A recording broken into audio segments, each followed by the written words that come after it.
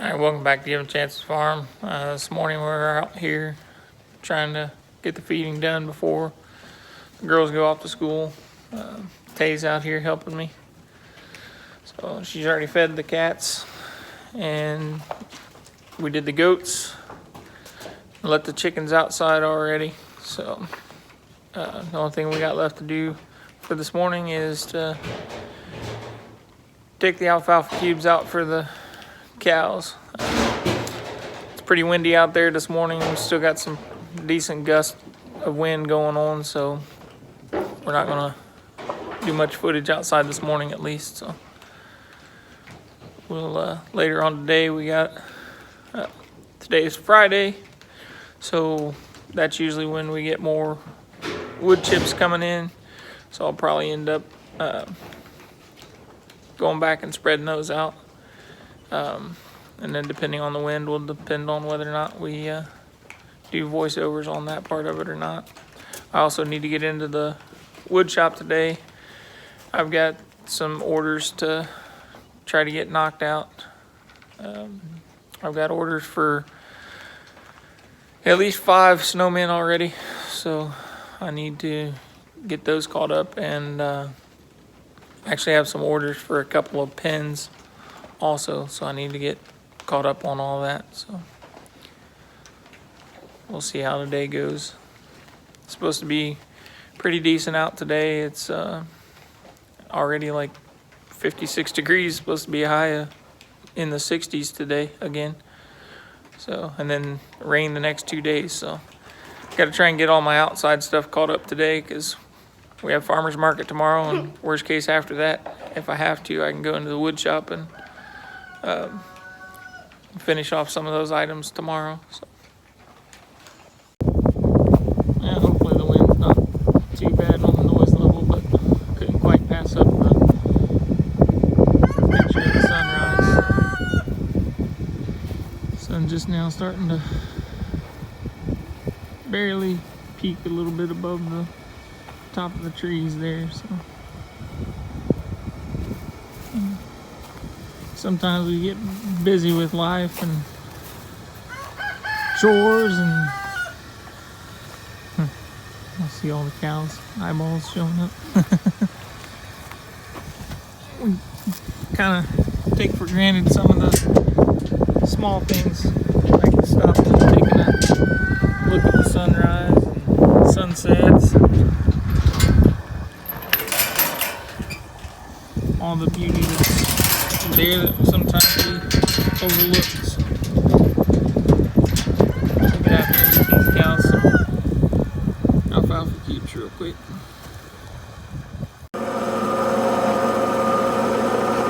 Brittany's sanding one of the snowmen, trying to smooth it out. This one here is made out of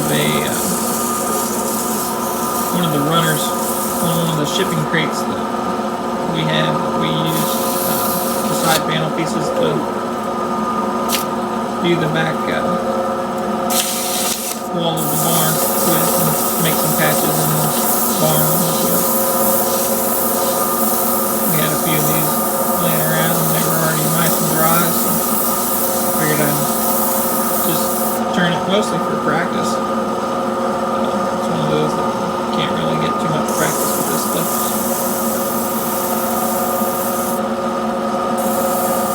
Let's see how it ends up turning out.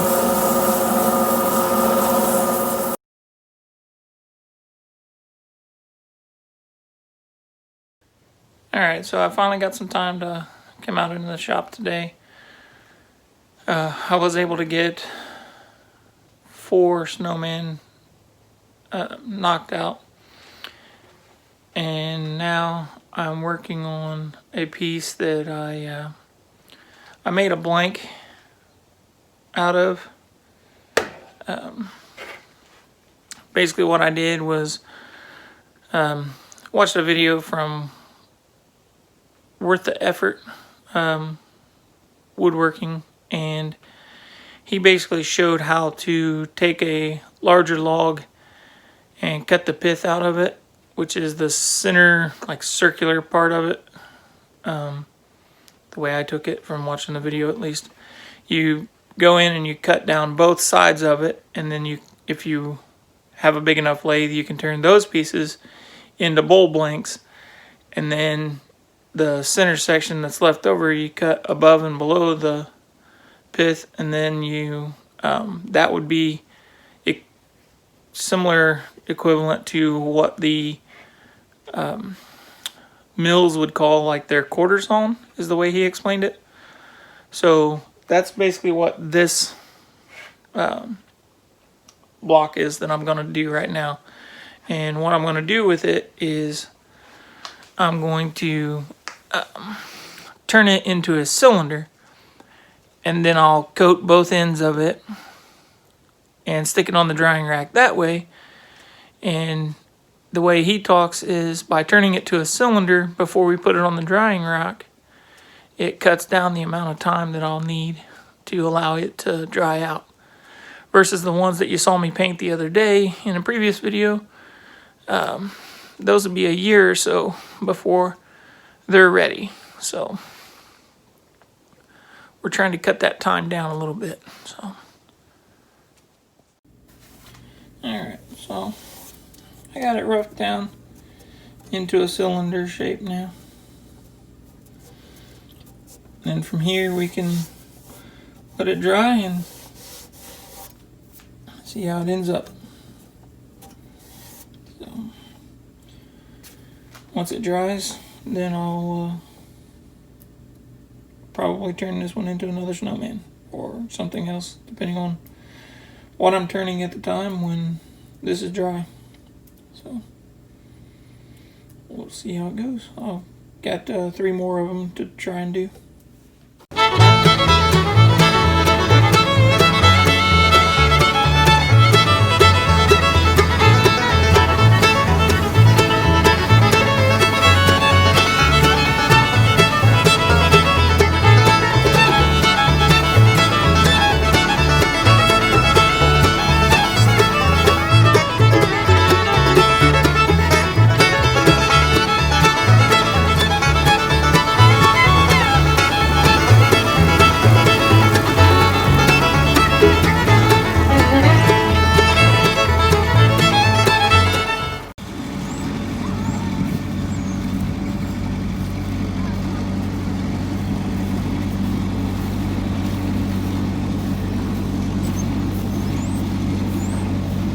We're coming out here to give the cows another bale because the next few days it's supposed to rain. That way we're not trying to come out here and mess up the ground with the tractor tires. So if you're new, we do round bale grazing out here in the pasture. This is their winter lot for the cattle. So how we do that is we try and find a spot that looks bare, kind of similar to this one right here, and we will put a bale in it. You can see some of the other areas where once, see how this one right here, yes, I'm going to put it right here, was once,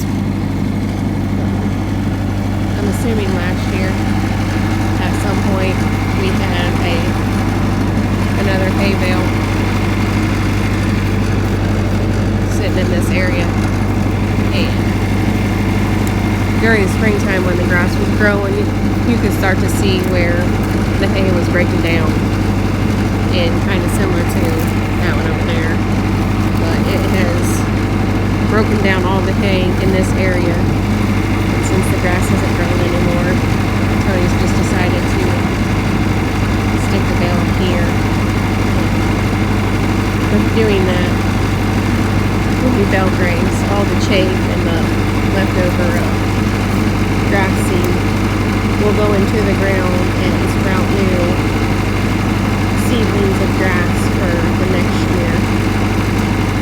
So, like I was saying, we just rotate through this temporary, or you can call it sacrifice, part of our pasture for the cattle. We just rotate through this area with the bales and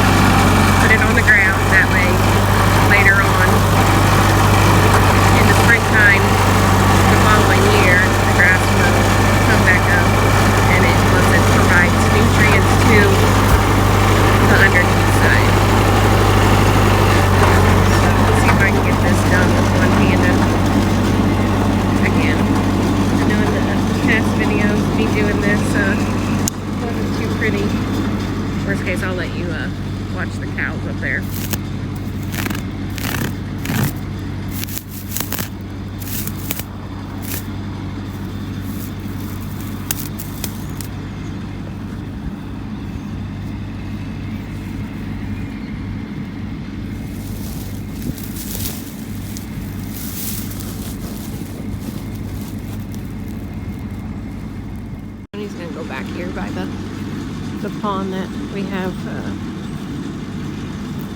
a tree service come in and drop off their wood chips to help fill this in and get it all done. Excuse me. Get it all done before the rain comes in. So that's what he's trying to do back here.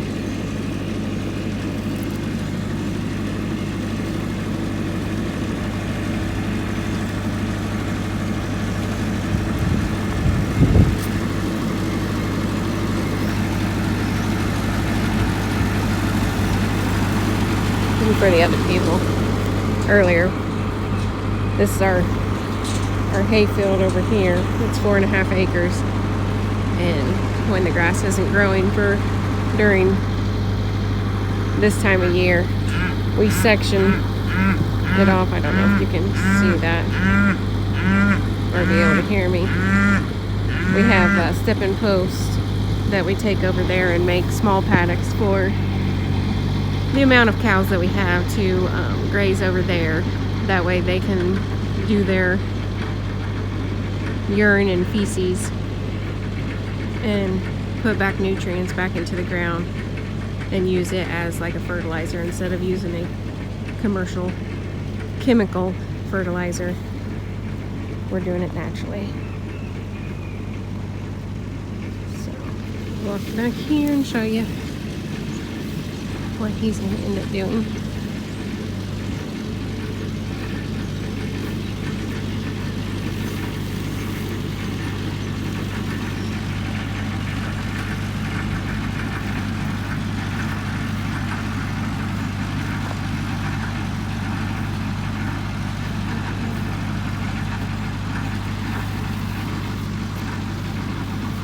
Basically, most of the area that you see that's higher up with wood chips, we have filled in.